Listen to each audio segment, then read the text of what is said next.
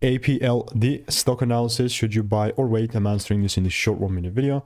I've invested tens of thousands of dollars in mentors and courses and 5 years of my time and finally figured out what's actually making me money and what's not. Looking at Applied Digital stock, like, all I really have to say is that this is still in this bearish range. I only got one breakdown and that's it. Like, before I get into it, obviously I've done 39,000 videos, more than anyone else in the space. And even with APLD, just so many receipts have been I have just so many receipts in my Discord, and with this in mind, you know, it's just still inside the supply zone.